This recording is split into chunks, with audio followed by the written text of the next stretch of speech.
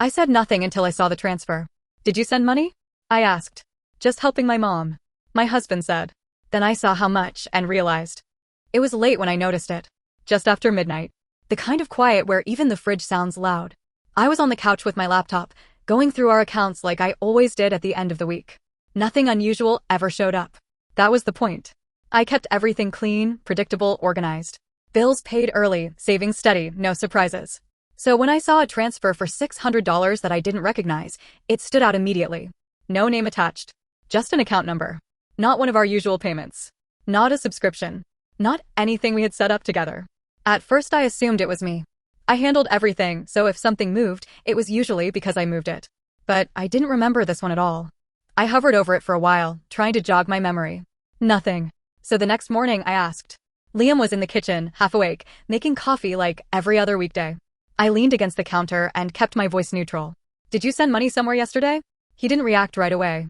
Just poured his coffee, added sugar, stirred it like he needed the extra seconds. Then he said, yeah, that was for my mom. She needed help with something. He didn't look at me when he said it. That was the first thing that felt off. I nodded anyway.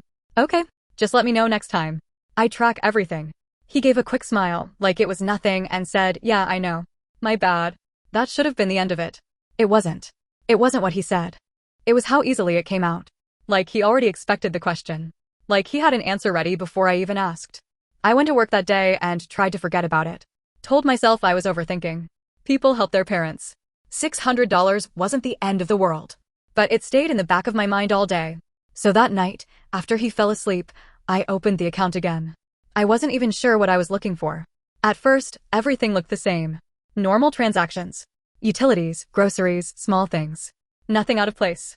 Then I filtered the outgoing transfers. And there it was again. Another one. Different amount. Same receiving account. My stomach dropped. I scrolled back. And found another. And another. Same pattern. Same account number. Spread out just enough that it didn't look obvious at a glance. 200 here. 800 there. Sometimes over 1,000. Quiet. Consistent. Easy to miss if you trusted what you were looking at. I stopped breathing normally somewhere in the middle of it. My chest felt tight like I couldn't get enough air in. I kept scrolling. Weeks turned into months. The dates stacked up. The amounts stacked up. And then I opened a calculator. I didn't even want to, but I needed to see it. 10,000. Then 20. Then 30. My hands started shaking before I finished, but I forced myself to keep going. 47,800 and something. I stared at the number for a long time, like it might change if I looked at it differently. It didn't. Almost $48,000. Gone. Not in one moment. Not in some obvious, dramatic way. Just slowly, quietly taken out of our life while I was sitting there thinking everything was fine. I leaned back into the couch and just sat there. No tears. Not yet. Just this heavy, sinking feeling that something bigger than the money had been happening right in front of me, and I hadn't seen it. I thought about all the conversations we'd had over the past year. About saving. About being careful. About waiting a little longer before buying a house. I remembered skipping trips. Cutting expenses. Moving money into savings like it actually meant something. All of it felt different now. Not fake exactly. Just one-sided. Like I was the only one making decisions based on the future we talked about. I checked the timestamps on the transfers again. They weren't random. Most of them happened during the day when I was at work. Some late at night. Never when I was actively using the account. Which meant he knew. He knew I would see it eventually. He just thought I wouldn't look closely enough. Or maybe he thought I trusted him enough not to. That part hurt more than I expected. I didn't sleep that night. I stayed on the couch with the laptop open, going through everything again and again like I was trying to find a version of it that made sense. There wasn't one. By the time morning came, I wasn't confused anymore. I was clear. I didn't plan a speech. I didn't rehearse anything. I just waited for him to wake up. When he walked into the kitchen, I already had the laptop open on the counter. Same screen. Same numbers. I turned it toward him without saying anything. He looked at it. His eyes moved across the transactions. Then he looked at me. For a second, I thought he might deny it. He didn't. He exhaled slowly, like this was inconvenient, not serious. Okay, he said. Yeah, I've been helping her out more than I told you. More than he told me. That's how he described $48,000. I felt something shift inside me right then. Not loud. Not dramatic. Just quiet. Like something settled into place. I asked him, how long? He shrugged. I don't know. A while. A while. I let that sit there. Then I asked, why didn't you tell me? He finally met my eyes, and there was a hint of annoyance there. Because you'd make it a big deal. I nodded slowly. It is a big deal. He shook his head, already defensive. Olivia, we're fine. It's not like we're broke. That was the moment everything clicked. He wasn't hiding it because he thought it was wrong. He was hiding it because he knew I wouldn't agree. And he didn't care. I asked him what the money was for. He sighed, like I was exhausting him. She's got bills. Stuff she needs. It's not your concern. Not my concern. I almost laughed, but it didn't come out. Because it was my concern. It was my account too. My income too. My plans too. Or at least, I thought it was. I asked him one more thing. Why didn't you talk to me first? And that's when he said it. She's my mom. She comes first. He said it simply. No hesitation. No apology. Like it was the most reasonable thing in the world. And, just like that, everything made sense. Every time his mom made those comments about me not being real family. Every time he brushed it off. Every time I felt like I was slightly outside of something I couldn't name. I wasn't imagining it. I was second. I stood there for a few seconds, just looking at him. Then I closed the laptop. Okay, I said. That was all. He relaxed immediately, like the problem had passed. Like I had accepted it. He went back to his coffee. Checked his phone. Moved on. And I realized he thought the conversation was over. He didn't understand that something had already ended. Not loudly. Not in a way he could see yet. But it was over. I didn't say anything else that morning. I got ready for work like usual. Packed my bag. Left the house. But the whole drive, I wasn't thinking about what he did. I was thinking about what I was going to do next. I didn't cry on the drive to work. That part surprised me. I kept waiting for it to hit. For the anger or the panic or something loud enough to match what I'd just found out. But it never came. Everything felt flat. Focused. Like my brain had already moved past reacting and gone straight into solving. I parked, sat in the car for a minute, then opened my phone and pulled up the account again. Same numbers. Same pattern. Still real. I wasn't trying to understand him anymore. That part was already done. He made it clear. He chose what mattered to him, and he did it over and over without asking me. So I stopped asking why. I started asking what now. The first thing I did was go back further. Not just the obvious transfers. Everything. I downloaded statements going back almost 2 years and went through them one by one during my lunch break, highlighting anything that matched that account number. It wasn't random. It was structured. Small amounts at first. A couple hundred here and there. Then bigger. More frequent. Like he got comfortable with it. Like he knew I wasn't catching it. I added everything into a spreadsheet. Dates, amounts, frequency. It came out just under 48,000 again, give or take a few dollars. There was no mistake. That number wasn't an accident. That number was a decision repeated dozens of times. I sat there staring at it, and for the first time, I stopped thinking about the money itself. I started thinking about timing. Most of the transfers happened when I was at work. Some late at night after I went to bed. Never when we were both actively using the account together. He didn't just do it. He made sure I wouldn't see it. That part settled something in me. This wasn't careless. It was deliberate. By the time I got home that evening, I already knew I wasn't going to argue again. There was no point. You can't fix something when the other person doesn't believe it's broken. He was on the couch when I walked in, scrolling on his phone like everything was normal. Hey, he said. You good? I nodded. Yeah, just tired. That wasn't a lie.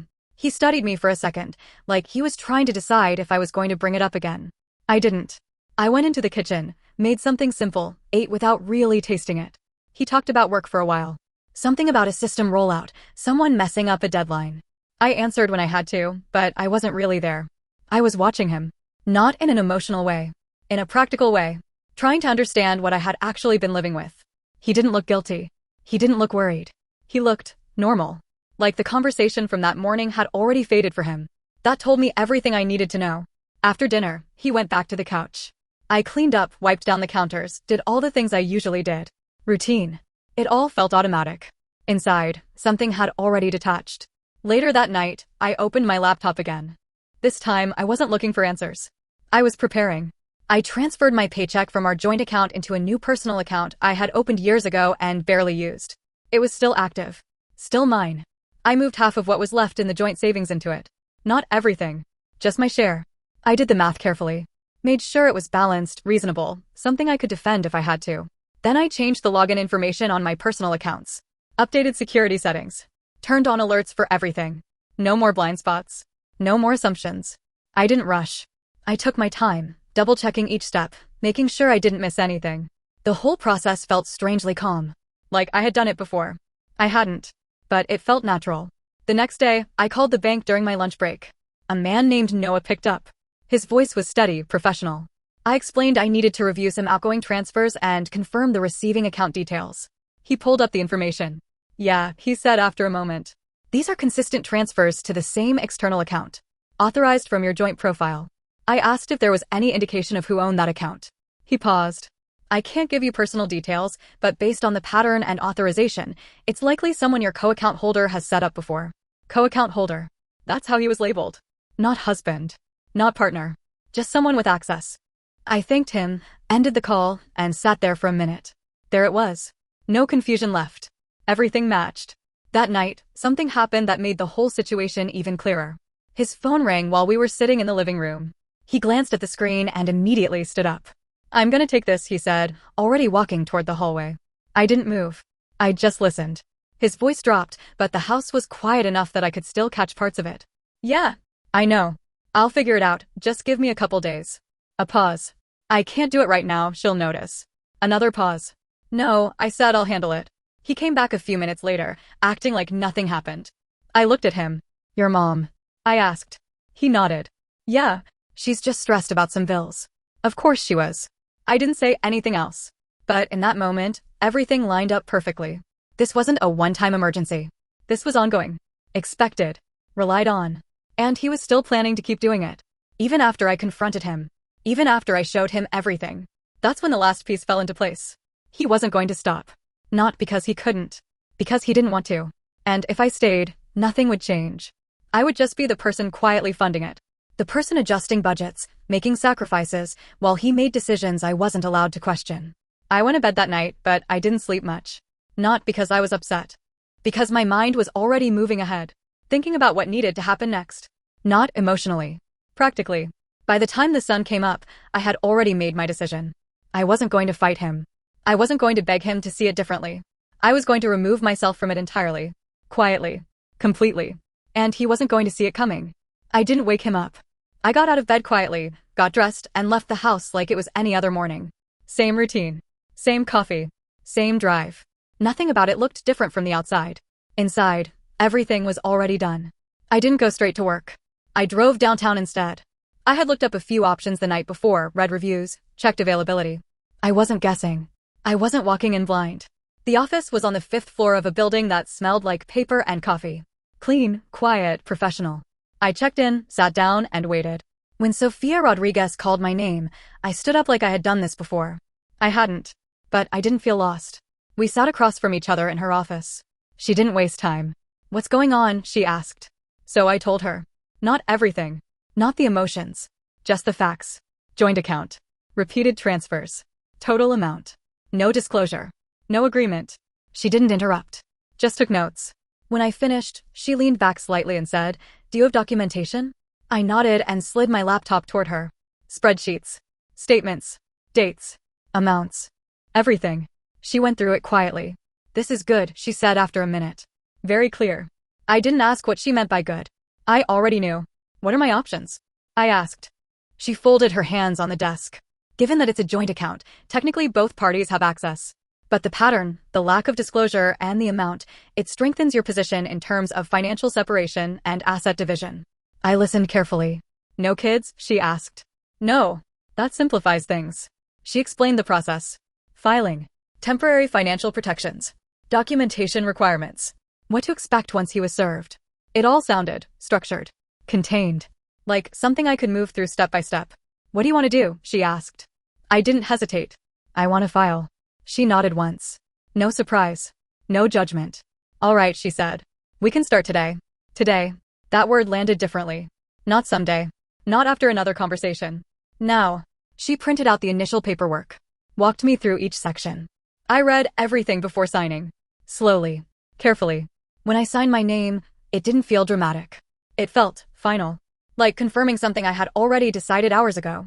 Before I left, she said one more thing. Until he's served, don't alert him. Keep things normal. You've already done the right thing by separating your funds. I nodded. Normal. I could do normal. I walked out of that office and went straight to work. No one noticed anything was different. I answered emails. Sat through a meeting. Reviewed reports. Spoke when I needed to. Nodded when expected. On the outside, nothing had changed. Inside, everything had. That night, I came home at the usual time. Liam was in the kitchen again, same as always. Cooking something simple, music playing quietly from his phone. Hey, he said. I was thinking we should maybe go out this weekend. Just get out for a bit. I nodded. Yeah, that sounds fine. And I meant it. Not because I wanted to fix anything. Because I wanted everything to stay exactly how it was. Predictable. Unaware. He smiled, relaxed. Like things were back to normal. We ate dinner together. Talked about small things. Nothing important. Nothing real. At one point, his phone buzzed again. Same reaction. Quick glance. Slight tension in his shoulders. I'll be right back, he said, stepping away. I didn't follow. I didn't need to. I already knew who it was. I sat there, listening to the faint sound of his voice from the hallway. I said, I'm working on it, just wait. A pause. No, she hasn't, just give me time. That part almost made me laugh. She hasn't noticed. I looked down at my plate and kept eating. When he came back, I didn't ask. He didn't offer. We moved on. Later that night, after he went to bed, I went through everything one more time. Accounts. Documents. Access points. I wasn't looking for new information. I was making sure there were no gaps. I set alerts on the joint account for any outgoing transfers above a certain amount. I made sure my personal account was fully secured. I saved copies of everything to an external drive and a cloud backup. Nothing rushed. Everything deliberate. This wasn't anger. This was closure in motion. The next morning, I got a notification. A transfer attempt. Same external account. Failed. Insufficient available balance. I stared at the notification for a few seconds. Then I locked my phone and set it down. In the kitchen, I could hear him moving around, opening cabinets a little louder than usual. There was a pause. Then his voice. Olivia? I walked in like I always did. Yeah. He was standing there with his phone in his hand, brows pulled together. Did you move money out of the account? There it was. The moment he finally noticed. I met his eyes. Yeah, I said. I moved my half. His expression shifted. Confusion first.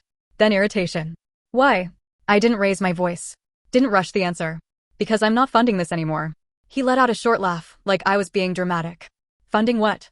I held his gaze. You know what? The silence stretched for a second. Then he shook his head. This is exactly what I meant. You're turning it into something bigger than it is. I didn't respond right away. I just watched him. The same man who looked at $48,000 and called it not a big deal. The same man who said his mother came first without thinking twice. I felt nothing in that moment. No anger. No sadness. Just clarity. I'm not turning it into anything, I said. I'm stepping out of it. He frowned. What does that even mean? I didn't answer. Not yet. Because he still thought this was about an argument. He didn't understand that it wasn't. It was already over. He just hadn't been told yet. He stood there waiting for an answer like this was still something we could talk through. Like if he pushed a little harder, I'd explain myself in a way that made sense to him. What do you mean you're stepping out of it? He asked again. I looked at him for a second, then reached for my coffee. I mean, I'm not part of those decisions anymore. He let out a breath, frustrated. That's not how this works. We're married, Olivia. It's our money. That word sat there between us. Ours. I almost corrected him. Almost said something sharp. But I didn't. Because arguing about definitions wouldn't change anything. It was ours, I said calmly. Not when it's being used like that. He shook his head like I was being unreasonable. You're acting like I stole something. I didn't answer right away. Because technically, he hadn't. That was the part that made this so complicated. He had access. He had permission to use the account. What he didn't have was honesty. And somehow, to him, that didn't matter. I'm acting like I wasn't part of the decision, I said. Because I wasn't. He ran a hand through his hair, already irritated. I told you what it was for. After I asked. That shouldn't matter. It did. But I didn't say it. Instead, I set my coffee down and leaned against the counter. This isn't about one transfer, I said. You know that. He didn't respond. Because he did know. He just didn't want to say it out loud. For a second, I thought maybe something would shift. Maybe he'd finally see how far this had gone. Maybe he'd realize what he risked. But then he said she needed help. Simple. Final. Justified in his mind. And that was it. That was all he had. No apology. No acknowledgement. No hesitation. Just the same reason, repeated like it should be enough. I nodded once. Okay. That word again. He looked at me like he was trying to read something he couldn't quite understand. What does that mean? He asked. It means I'm done talking about it. His expression tightened. So you're just going to what, punish me? Move money around and act like that fixes anything. I almost smiled at that. Because he still thought this was about punishment. I'm not punishing you, I said. I'm protecting myself. That landed differently. I could see it in his face. For the first time, something like uncertainty showed up. From what? He asked. I held his gaze. From being the only one acting like this is a partnership. The room went quiet. He didn't have an answer for that. So instead, he went back to something easier. You're overreacting. Of course I was. That's what this always came back to. I didn't argue. I didn't try to convince him. I just nodded, picked up my bag, and left for work. Behind me, I could feel his confusion turning into frustration. He didn't understand why I wasn't fighting. He didn't understand why I wasn't emotional. He didn't understand that the part of me that would have argued was already gone. The next 2 days passed like that. Normal on the surface. Quiet underneath. We talked when we had to. Ate dinner together. Slept in the same bed. If anyone looked at us from the outside, nothing would have seemed different. But the distance was there. Not loud. Not obvious. Just final. On the 3rd day, he got served. I wasn't home when it happened. I was at work, sitting at my desk, reviewing a report I didn't really care about. My phone buzzed. His name. I let it ring. Then it buzzed again. And again. By the 4th call, I picked up. "What is this?" he said immediately. No greeting. No hesitation. I could hear it in his voice. Shock. Anger. Confusion. "You got the papers," I said. It wasn't a question. "You filed for divorce," he said, like the words didn't make sense to him. "Yes." A long pause. "You're serious?" he asked. "Yes." Another pause. Longer this time. "Over this?" he said finally. There it was. I closed my eyes for a second. Not because I was overwhelmed. Because I already knew that question was coming. "It's not over this," I said. "It's over what this shows." "What does it show?" he shot back. "That I helped my mom? That's what you're ending this over." I didn't raise my voice. "It shows you made decisions that affect both of us without me." Repeatedly. "And you don't think that's a problem?" "That's not." He stopped himself, exhaled sharply. "This is insane." Maybe it was. Maybe from his side, it looked like I went from 0 to divorce in a few days. But from my side, it felt like I had just finally caught up to something that had been happening for a long time. "You can talk to your lawyer," I said. "They'll explain everything." "You didn't even try to fix this," he said. That almost got to me. Almost. "I did," I said quietly. "I just didn't know I was the only one trying." Silence. Then his voice again, lower this time. "So that's it? You just walk away?" I looked out the window, at the parking lot, the cars moving like nothing in the world had changed. "Yes," I said. I hung up before he could say anything else. That night, I didn't go home right away. I drove around for a while. No destination. Just moving. When I finally parked, I sat there in the quiet and waited. For something. For regret. For doubt. For that feeling people always talk about when they make a big decision. It didn't come. What I felt instead was stillness. Like everything had settled. Like I wasn't carrying something heavy anymore. When I eventually went back to the house, he was there. Sitting at the kitchen table. The papers were in front of him. He looked up when I walked in. "What are you doing?" he asked. I set my keys down. "Living here until everything is finalized," I said. "Same as you." He stared at me, trying to find something in my face. "You're really doing this," he said. "I am." He leaned back in his chair, shook his head slowly. "This is unbelievable." I didn't respond. Because to me, it wasn't. It was just late. Late, but necessary. The first time his mother called me, I almost didn't answer. Her name just sat there on my phone, lighting up the screen like nothing had changed. Like we were still the version of people who spoke politely and pretended everything was fine. I let it ring once. Twice. Then I picked up. "Olivia," Evelyn said, her voice already tight, already loaded. "What is going on?" I leaned back against the counter, looking out the kitchen window. "You should probably talk to Liam about that," I said. "I did," she snapped. "He said you filed for divorce. Over money." Of course that's how he explained it. "Not just money," I said. There was a pause on the line, and then she let out this short, disbelieving laugh. "I don't understand what your problem is," she said. He was helping his family. I closed my eyes for a second. There it was. Not even a question. Not even pretending to understand. Just expectation. "That wasn't your decision to make," I said calmly. "It's his responsibility," she shot back. "I'm his mother. And I was his wife." Silence. For a moment, I thought maybe that would land. It didn't. "You're being selfish," she said. "After everything he's done for you, you're going to leave him over something like this?" "Something like this." I almost smiled. Because that's how it always works. The thing that breaks everything is never the thing they think matters. "I'm not leaving over this," I said. "I'm leaving because this isn't a partnership." "You're overreacting," she said again, like repeating it would make it true. I didn't argue. I didn't explain. I just said, "You'll be fine. You have him." And I hung up. I didn't feel anything after. No anger. No guilt. Just confirmation. A few days later, Liam tried again. This time in person. He came home earlier than usual, found me in the living room, and just stood there for a second like he didn't know how to start. "We need to talk," he said. I muted the TV and looked at him. "We've already talked." "No, we haven't," he said quickly. "Not like this. Not, seriously." I didn't respond. He sat down across from me, leaning forward, elbows on his knees. "I didn't think you'd actually do it," he said. "I thought you were just upset." That almost made me laugh. "I wasn't upset," I said. "I was done." He shook his head. "That doesn't make sense. People don't just end a marriage like that." I held his gaze. "They do when they realize they're the only one in it." He went quiet for a second, like he was trying to process that. "I can fix this," he said finally. "I'll stop sending money. I'll tell her no. Whatever you want." There it was. The offer. Late. Clean. Simple. Like flipping a switch. And for a second, I just looked at him. Not the man I married. The man sitting in front of me now. The one who only saw the problem when it started affecting him. "You don't get it," I said quietly. "What don't I get?" he asked. "It's not about whether you stop now." He frowned. "Then what is it about?"